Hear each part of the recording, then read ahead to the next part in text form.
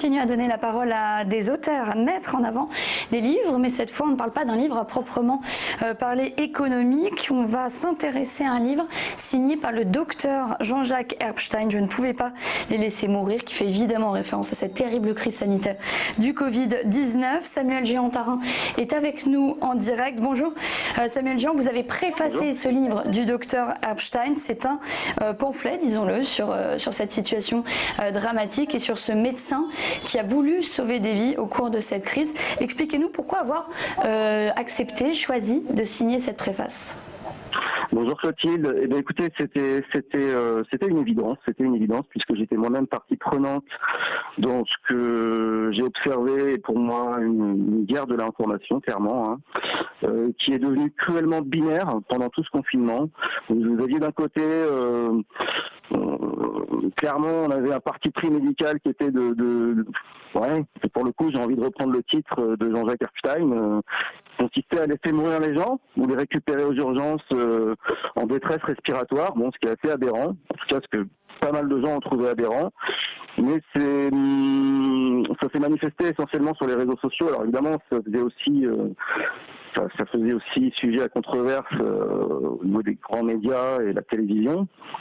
Mais on a quand même eu le sentiment que ça se passait essentiellement sur les réseaux sociaux, quoi. Le fait de s'opposer un petit peu à ce fameux hashtag restez chez vous et le dogme du confinement qui est devenu une forme d'idéologie obligatoire, qui était d'ailleurs obligatoire, en passant. Mais disons que les arguments n'étaient pas toujours très très bien étayés. Et voilà, donc moi j'ai pris le parti des médecins qui préféraient tout simplement soigner les gens, donc en dépistant, en isolant les malades et en traitant au mieux. On va parler de l'impact des réseaux sociaux avec votre propre livre que vous signez. Mais avant ça, Jean-David Haddad, où en est la vente de ce livre du docteur Herbstein? Alors déjà, ce livre du docteur Herbstein, je ne pouvais pas les laisser mourir.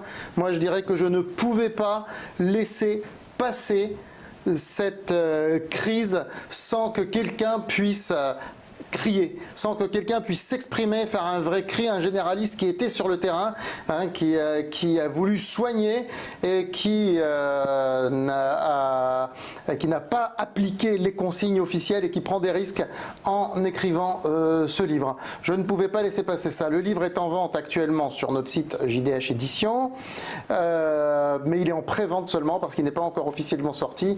On va le trouver d'ici la fin de la semaine, d'ici, le 20 juin, il sera en vente partout, chez tous les libraires, et je pense qu'il va s'arracher puisqu'il y a énormément, déjà beaucoup de vos confrères qui sont dans les starting blocks pour parler de ce livre et de tous les autres livres qui vont sortir d'ailleurs de médecins qui vont raconter des choses.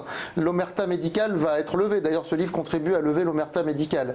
Et Samuel, qui a écrit un autre livre dans la maison, a préfacé celui-ci. D'ailleurs il va nous parler de cet autre livre. Exactement, Aimez-vous les uns les autres, publié sous un pseudo. C'est une sociologie des réseaux sociaux, du like, du j'aime, évidemment qu'on connaît bien. Il y a plusieurs types de likes, plusieurs types de j'aime. Expliquez-nous, Samuel Géant, pourquoi vous avez choisi ce thème? Permet de vous reprendre, ma chère Clotilde, c'est une sociologie de comptoir. Donc c'est une sociologie, on va dire, rigolote, une sociologie de comptoir virtuelle. Donc ce thème, c'est tout simplement de l'observation d'un utilisateur quotidien, en l'occurrence de Facebook, qui, ça faisait quelques années que j'avais cette idée en tête, et du coup l'idée c'était de reprendre tout simplement le prisme de l'utilisateur régulier au moment où il clique sur j'aime. Quelles sont les motivations sociales, les truchements cognitivo-comportementaux? Pourquoi cliquer sur j'aime? Voilà. D'où le j'aime unanime, le j'aime fourbe, le j'aime ta femme. Alors évidemment c'est une satire, donc j'ai pris le parti de l'humour. Bon, ça grince un peu, ça peut piquer, les retours sont plutôt bons, les gens s'y retrouvent en général, un petit peu dans tous les likes en fait.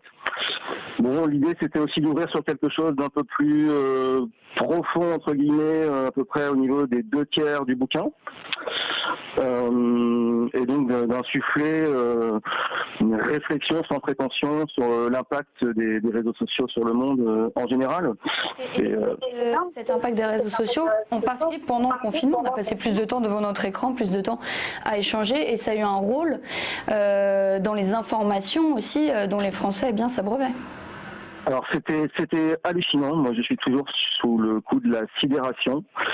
Comme je disais tout à l'heure, c'est devenu cruellement binaire, mais je pense que c'est dû à l'enjeu. Hein. C'est devenu cruellement binaire. Alors c'est moche, mais c'était un peu la vie ou la mort, quoi, entre effectivement ce parti pris gouvernemental, mais aussi du haut comité scientifique dont je ne connais pas très bien.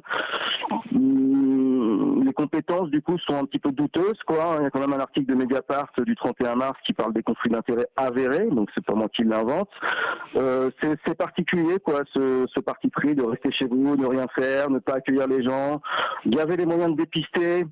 Personne s'en est saisi. L'IHU de Marseille, c'est comme ça qu'ils ont fait, hein, tout clairement. Donc effectivement, de l'autre côté, il y avait ce parti pris derrière l'IHU de Marseille, mais aussi Jean-Jacques Epstein, les généralistes, parce que les généralistes, il faut savoir qu'ils ont été particulièrement abandonnés dans cette crise. On leur disait tout simplement de dire à leurs patients de faire le 15 s'ils tombaient en détresse respiratoire, ce qui est affligeant, je veux dire, il n'y a pas de mots pour décrire ce qui s'est passé. Ce qui explique très bien d'ailleurs pourquoi à un moment donné ces généralistes se sont positionnés pour traiter leurs patients, en fait. Hein. Il me semblait que c'était la base de la médecine, mais a priori c'était pas évident pour tout le monde. Alors je me pose encore la question, quel était le projet, quel était le projet de fond, pourquoi aussi tout un tas de gens de manière massive ont suivi ce rester chez vous comme ça sans ne serait-ce que s'ériger sur les réseaux sociaux, justement, puisqu'on était quand même assez minoritaire, hein, finalement. Alors ça a fait du bruit parce qu'effectivement il y a le professeur Raoult qui a une certaine aura. Personnellement, je le suivais déjà auparavant parce que j'ai un petit passif en tant que sociologue formé au champ médical, alors de formation, hein, tout simplement. Mais du coup Samuel, pourquoi, oui. question que je t'ai jamais posée, mais je pense que les téléspectateurs vont être intéressés. Pourquoi Sir Samir Litton? En quelques mots, pourquoi ce pseudo? C'est un hommage à mon grand-père qui a postfacé Aimez-vous les uns les autres, qui avait déjà un pseudo d'auteur à particules, Jean de Criteuil. Voilà. Et du coup, je me suis auto-anobli pour service rendu à moi-même. Sir Samir Litton, il faut savoir que c'est aussi un jeu de mots, c'est-à-dire que dans Samir Litton, il y a Mirliton. Donc c'est un mélange de noblesse et de bouffonnerie. Voilà, moi ça m'a fait rire, mais je suis un petit peu tout seul avec ma vanne, puisqu'en général, personne ne la comprend. Okay. Mais bon, je vous en prie. C'était le premier numéro des Pros de l'écho, Jean-David Haddad. Je vous laisse le mot de la fin pour conclure cette première émission. Qu'est-ce que vous en avez pensé, vous? Que ça avait été vaste et très riche en informations. Ouais. Et Frédéric?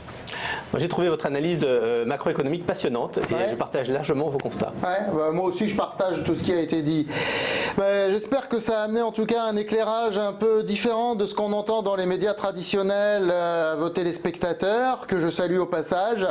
Et puis, écoutez, nous allons vous retrouver d'ici 3 mois pour à la fois parler du contexte économique, refaire un petit point sur l'économie et puis présenter de nouveaux auteurs de la maison JDH Édition, à la fois auteur économique et puis auteur littéraire. Le rendez-vous est pris dans 3 mois après les vacances. On fera un point sur ce qui s'est passé pendant les vacances. Pour un nouveau numéro des Pros de l'écho. Merci Jean-David Exactement. Haddad. À très vite.